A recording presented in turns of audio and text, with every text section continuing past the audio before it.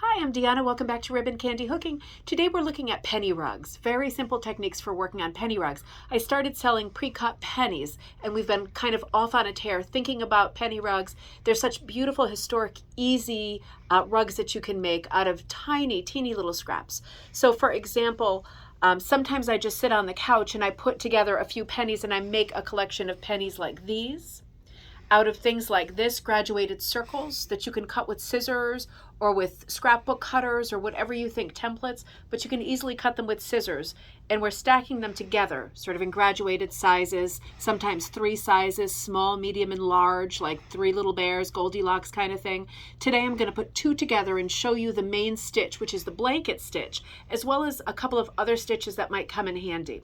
So you'll have the choice as you do your pennies. Do you want to do your pennies in advance like this while you're watching your shows or whatever, and then connect them like this with little stitches, right? See, I have them connected at the junctures, and they make a nice little mat. I've only put this many together so far, but you could see if I keep connecting them, what a nice little mat that would be, something akin to a doily, that kind of thing. Or you can put them on backing fabric, which could be felt, wool, patterned wool, anything, an old blanket. So it's up to you whether you like them like this kind of filigree, all separate and all blanket stitched in advance, or whether you want to put them onto a mat and sew them directly on your mat.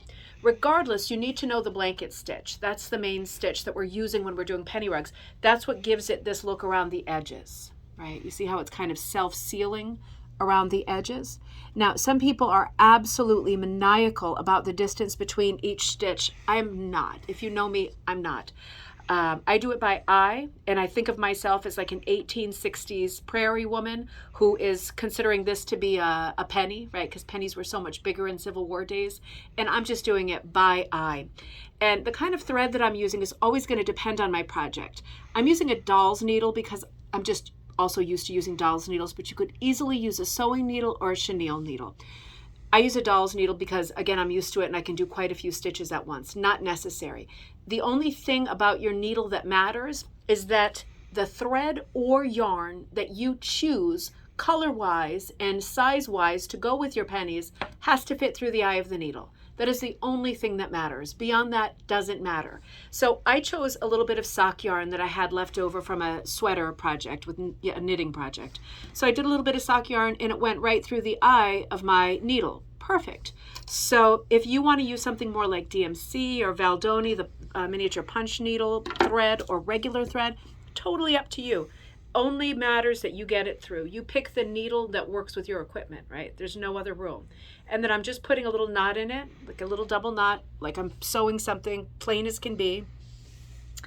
And then I'm taking my graduated sizes, right? So right now I've got a small and a, so I'm going to come right up here, right? Right through the 2. I'm going to draw back. I'm going to make a second stitch, and again, I'm doing this by eye. I'm not going nuts. I'm coming up like I just would be with a second stitch, except this time I'm going through here, right? You see where this is going? And now you can see I've got a bit of a crossover there. I'm going to take my needle under this part, right?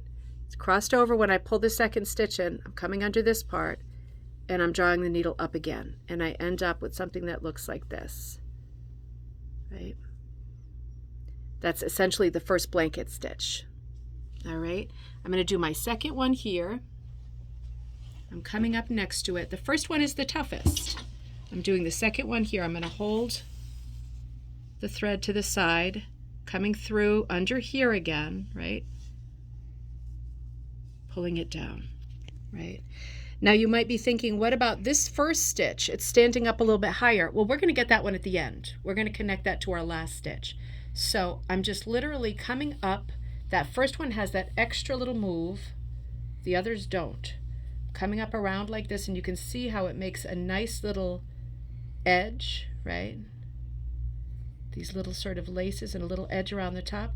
I'm going to come zipping around the edge, doing this same move. Now there's a very good chance I'm going to run out of yarn because I'm using the doll's needle. There really isn't a good reason to use it with this. Again, I'm just used to using a doll's needle. So maybe we'll pause for a sec, the end. Mm-hmm. So you can see I'm getting to the end of my little penny here. It's just a little penny. Now you can see this looks like last stitch time. And you can see how nice this little edge is around here, but we've got to connect to this guy here. We've got to connect to the beginning again. So I'm literally just tucking under there and connecting there. And on the back, I do something like this. I just dig it in a little bit, pull through so that it pulls it back a little bit without being too rough and tumble. Just want to be sure you get a good amount of tension. And then I will tie off. And again, if you get in the habit of not tying off, that's even better.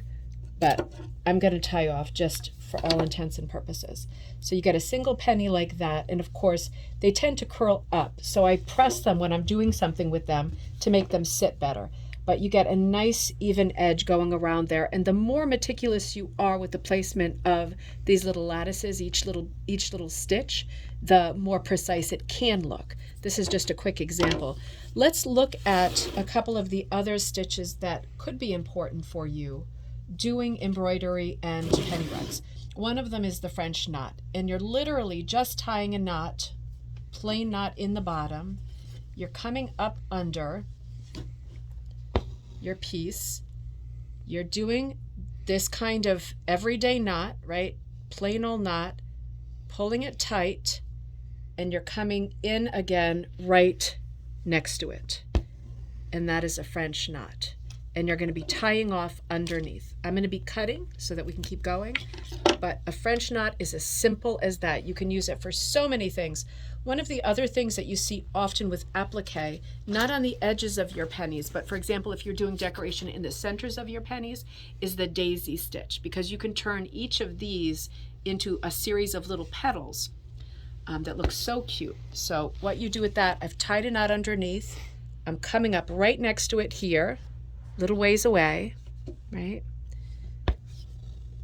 And then before I get all the way down, I'm going to decide how tall I want my petal, right? Something like this maybe. So I've got a little horseshoe going on now. I'm going to come up, and as you can see, I'm going to catch it, right? I'm going to catch it, and I've made a petal. And then I'm going to come down right on the other side of it to anchor it, right? It's like a little horseshoe that's anchored there. Now this is just one little petal, and you could obviously do a series of them to make a whole circle, right? You could use this again and again as a repeat. Just the 2 stitches, pulling it backward, right, and tacking it down. And then just a little French knot. Those are super easy stitches. Those are going to be the main ones for penny rugs and applique. The blanket stitch, the French knot, and the daisy stitch, I think, are probably the 3 easiest and most common ones that you'll use. So see how it goes with playing with your pennies. Have fun with cutting them out. You could do stuff with irregular shapes too. You can put a blanket stitch around anything. You can put a blanket stitch around the finished edge of your penny rug as well. So lots of things you can do, but if you want to get started by just sitting and working on a bunch of pennies and thinking about configuration or how many centers you might want to put in them in terms of stacking them, layering them, it's such a nice historic project. You can get so much going with your smallest little scrappy scraps that you haven't wanted to throw out. This is the perfect kind of a little rug project to use those scraps up. So this is like Penny Rugs 101. If you have any questions, leave me comments or write to me at ribboncandyhooking@gmail.com. I will see you next time at Ribbon Candy Hooking.